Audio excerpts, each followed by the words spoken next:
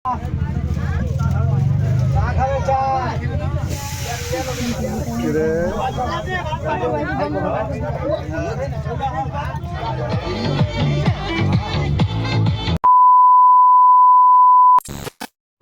যাব ঘুরতে যাব ঘুরতে যাব এই নিয়ে তোমাদের দাদাভাইকে পুরো আমি পাগল করে দিয়েছিলাম। 1 মাস ধরে যে আমি কোথাও ঘুরতে যাব আমার আর ভালো লাগছে না। সেই 1 বছর আগে ঘুরে এসেছি, তারপর থেকে আর সেরকম কোথাও যাওয়া হয় না। তো যাই হোক, ও কোনো রকমে রাজি হয়েছে। তো ছুটি ছিল ওর কিছুদিন। তো এই 1 সপ্তাহের ছুটির মধ্যে বলল চলো তাহলে কোথাও ঘুরে আসা যাক, কিন্তু আমি যেখানে নিয়ে যাব সেখানে যেতে হবে। সে জায়গায় তুমি 1 বার যাও 10 বার যাও, কিন্তু আমার যেখানে সুবিধা হবে আমি সেখানেই যাব। তা আমি বললাম হ্যাঁ ঠিক আছে, আমি রাজি, আমার কোনো প্রবলেম নেই, তুমি আমাকে ঘুরতে নিয়ে যাওয়া নিয়ে কথা। মানে তুমি যেখানে নিয়ে যাবো আমি সেখানে যাব, কিন্তু আমি যাব। আমার ভালো লাগছে না, আমি ঘুরতে যাব, অনেক দিন কোথাও ঘুরতে যাইনি। তো যেরকম বলা তো সেরকমই কাজ। তো যাই হোক, ও রাজি হয়ে যাওয়ার পর এই যে প্যাকিং করার জন্য সব কিছু জামাকাপড় যা যা যাবতীয় যেগুলো লাগবে, যেহেতু শুনো অনেক ছোট, ওরও কিছু জিনিস লাগবে, খাবার দাবার সব কিছু কিন্তু আমি আস্তে আস্তে গোছানো শুরু করে দিয়েছিলাম যেদিন ও বলেছিল। তো তারপর থেকে টুকটুক করে সব জামাকাপড় একটা ব্যাগের মধ্যে রেখে দিয়েছিলাম। আর আমি কিন্তু ফার্স্টে ভাবলাম যে এই ট্রলি ব্যাগটা নিয়ে যাব, তার জন্য ট্রলি ব্যাগের মধ্যে কিন্তু সব কিছু আমি গুছিয়ে নিয়ে যাচ্ছিলাম। আর দেখো আমার মুখ দেখে তোমরা বুঝতে পারবে যে আমি ঝগড়া করছিলাম তোমাদের দাদাভাইয়ের সাথে। ও ভিডিও করে দিচ্ছিলো আর আমি ঝামেলা করছিলাম। মানে কোথাও যাওয়ার আগে এরকম একটু টুকটাক ঝামেলা তো হবেই। মানে ঝামেলাটা সেরকম কিছু নয়, মানে মেন ব্যাপার হচ্ছে ও বলছে যে তুমি বেশি কিছু জামা কাপড় নেবে না, বেশি এক্সট্রা কোনো জিনিস নেবে না, এটা সেটা নেবে না, খাবার দাবার নেবে না।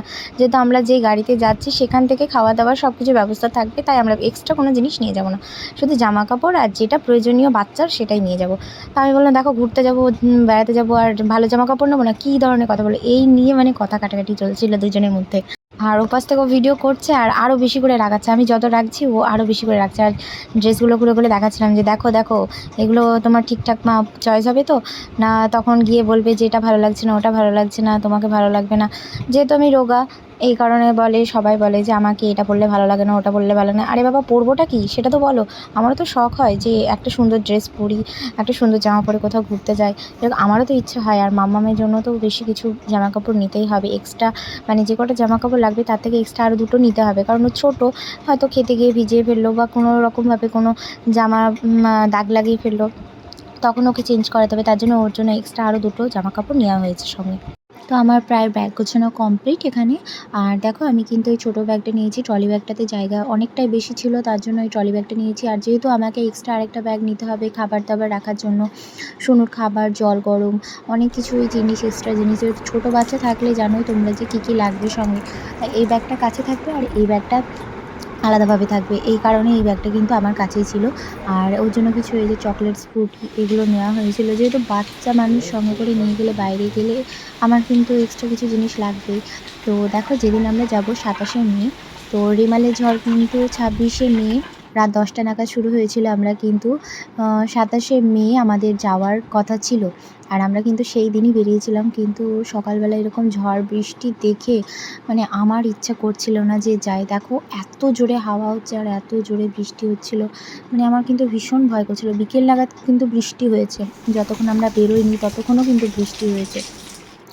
মানে এই ঝড় মাথায় নিয়ে আমরা কিন্তু ঘুরতে বেরিয়ে পড়েছিলাম। আর এই দেখো এর মধ্যে কী কী নিয়েছি তোমাদের দেখিয়ে দিচ্ছি। খাবার আছে, এটা আছে ছোটো সাবান, আর যেটা তোমাদের দেখিয়ে দিয়েছি এই যে ছোটো সাবান আর একটা টিস্যু, এগুলো আছে। এর মধ্যে আছে ওর থালা বাটি, খাবার করার বাটি আছে, অনেক কিছু। আর এই ছোটো কৌটোটাই ওর জন্য মুড়ি নিয়েছি, ওটায় গরম জল আছে, জলের বোতল, আর এক্সট্রা এর মধ্যে কিছু একটা চাল ভাজার প্যাকেট, মুড়ি নয়, ছোটো একটা বিস্কিট, চিড়ে ভাজা, ব্যাস এইগুলো নেওয়া হয়েছিল, চানাচুর, মানে অল্প অল্প করে নেওয়া হয়েছিল। যেহেতু ওখান থেকেই সব কিছু খাওয়া দাওয়ার ব্যবস্থা, তার জন্য আমরা কিন্তু আমাদের জন্য কোনো এক্সট্রা খাবার নিয়ে যাইনি।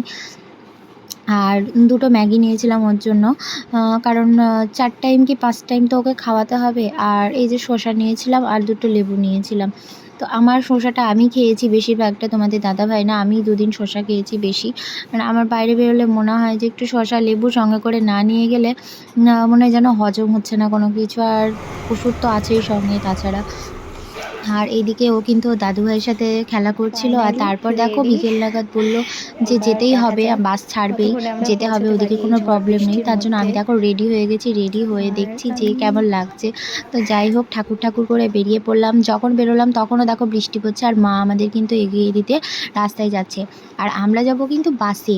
আর দেখো বৃষ্টি মাথায় করে নিয়েই আমরা বেরোচ্ছি, ভালোভাবে যাব এই আশা নিয়েই কিন্তু বেরিয়ে পড়লাম। তো একটু ভয়ই লাগছিল, যেহেতু রাতে ঝড় বৃষ্টি হচ্ছে, সবাই বলছে যে তোমরা যাচ্ছ ঝড় বৃষ্টি মাথায় করে, ভয় ভয় লাগছিল।